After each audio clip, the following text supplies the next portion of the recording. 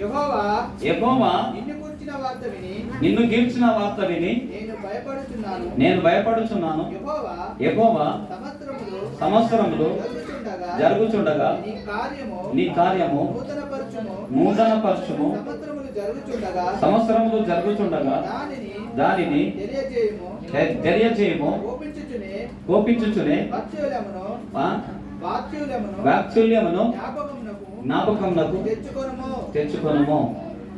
ఇక్కడ దేవుడు ఒక నూతన హృదయాన్ని, నూతన అభిషేకాన్ని నీకు నాకు ఇస్తున్నట్లు మనం చూస్తున్నాం. ఈరోజు నీ హృదయము ఎట్లా ఉండాలంటే మరి చాలా పాపము లేకుండా ఉండాల. పాపము లేకుండా ఉండాల అంటే పాపము అనేది హృదయంలో ఉంటుంది కాబట్టి అది పాపము లేకుండా నువ్వు ఈ లోకంలో ఉన్నట్లయితే మరి దేవుడు మరి నిన్ను దేవుని చూసే వ్యక్తిగా ఉంటావు.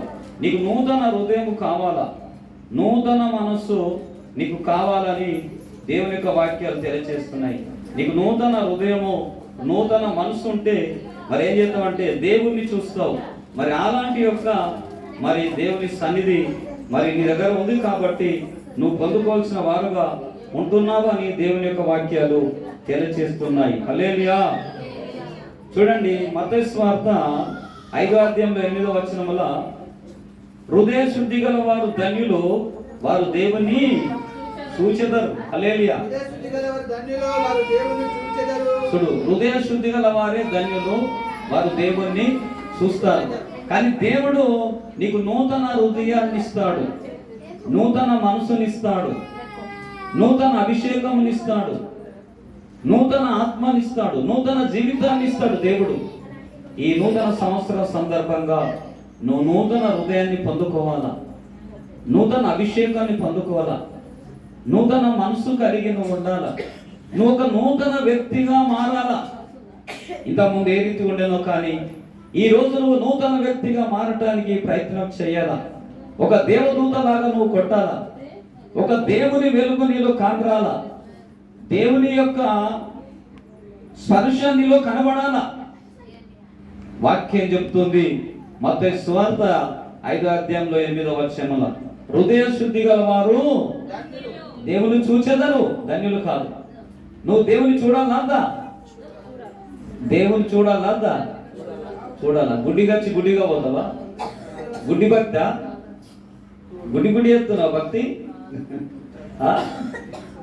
గుడ్డలు దేవుని చూస్తారా? చూడరు. నీకు కళ్ళు ఉన్నాయి, ఆత్మీయ నేత్రాలు ఉన్నాయి. నువ్వు చూడాలంటే నీ హృదయం బాగుండాలా.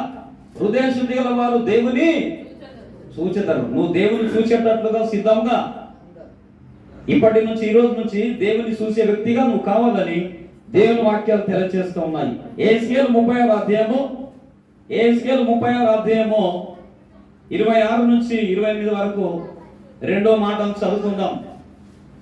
యెహెజ్కేలు 36వ అధ్యాయం 26 నుంచి 28 వరకు రెండో మాట చూసుకుందాం తొందరగా.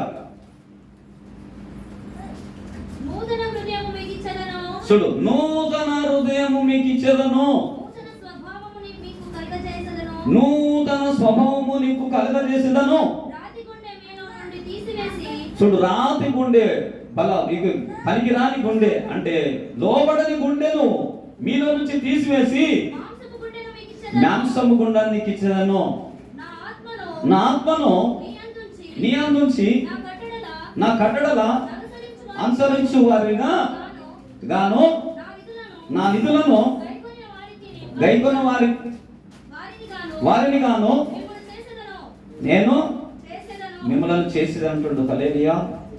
చూడు, నూతన హృదయం నీకు లేదు, లోబడే హృదయం లేదు, తగ్గించుకునే హృదయం లేదు. దేవుడి రోజు నీకు నూతన హృదయం ఇస్తా అంటున్నాడు. నూతన మనటు తగ్గింపిస్తానంటుండు. నువ్వు తీసుకోవాలి. అది ఉంటే నువ్వు దేవుని చూస్తావు, అది ఉంటే నువ్వు గొప్ప వ్యక్తి అవుతావు, అది ఉంటే నీకు సాటి ఎవరు ఉండరు ఇంకా.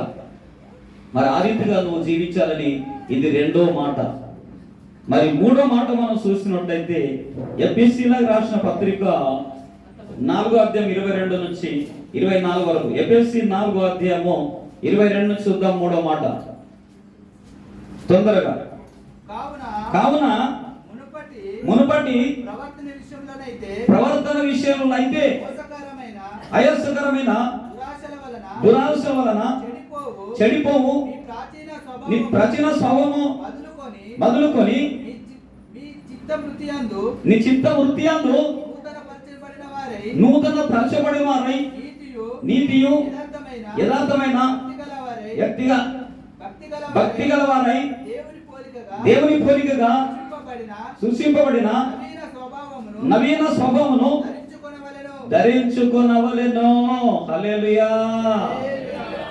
నవీన స్వభావమును నువ్వు ధరించుకోవాలా, నవీన భక్తిని నువ్వు కలిగి ఉండాలా, కొత్త మనిషిగా కొత్త వ్యక్తిగా నువ్వు ఉండాలని ఇది 3వ మాట మనం చూస్తున్నాం. ఎప్పుడైతే ఈ రీతిగా నువ్వు ఉంటావో నీకు తిరుగు లేదుగా. దేవుడు నీ పక్షంగా ఉంటాడు, దేవుడు నీ దగ్గర ఉంటాడు, దేవుడు నీ దగ్గర ఉంటాడు, నీతో నడుస్తాడు. నీకు ఏ సమస్య వచ్చినా దేవుడు పరిష్కరిస్తాడు. ఏది వ్యతిరేకత నీకు జరగకుండా చూస్తాడు. నూతన స్వభావము, నవీన స్వభావం కలిగి ఉండాలని ఇది 3వ మాట.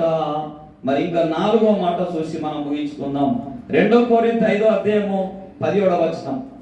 ఇది లాస్ట్ మాట, ముగిస్తున్నాను. 2 కొరింథీ 5వ అధ్యాయము 17వ వచనం. కాగా ఎవడైనను క్రీస్తు నందున ఎడల వాడు నూతన సృష్టి, పాతవి గతించెను, ఇదిగో కొత్త వాయును. హల్లెలూయా. చూడు, నువ్వు క్రీస్తు యందు ఉన్నట్లయితే నువ్వు నూతన వ్యక్తిగా ఉంటావు, నూతన సృష్టిగా ఉంటావు. పాత అన్నీ వెళ్ళిపోతాయి, దేవుడే తీసేస్తాడు. నువ్వు కొత్త వ్యక్తిగా అవుతావు, కొత్త స్వభావం వస్తుంది, కొత్త మనసు వస్తుంది. మరి ఆ రీతిగా ఎవడైనా క్రీస్తు యందు ఉన్నాడా వాడు నూతన సృష్టి. మారాల. నిన్ను అద్దనే వారు ఎవరు ఉన్నారు? నువ్వే అర్థం అనుకుంటున్నావు. లోకమంతా అర్థం అంటే నీకెందుకయ్యా? నువ్వు కావాలనుకోవాలా? ఎప్పుడే లోకం ఆపోజిటే ఉంటుంది, మనకు వ్యతిరేకమే ఉంటుంది. నువ్వు ముందుకు పోతుంటే వెనకాల లాగుతారు. కానీ యేసు ప్రభు నిన్ను ముందుకు నెట్టుతాడు. నువ్వు నూతన సృష్టిగా ఉండటానికి, నూతన వ్యక్తిగా ఉండటానికి, నూతన స్వభావంగా ఉండటానికి పిలుస్తున్నాడు యేసయ్య. నువ్వు ఆ రీతిగా మారినట్లయితే నీ కుటుంబంలో ఎలాంటి సమస్యలు ఉన్నాయండి, ఎలాంటి మరి బాధ ఉండదు. మరి ఆ రీతిగా నువ్వు నేను మారాలని దేవుడు కోరుకుంటున్నాడు. దేవుడి మాటలు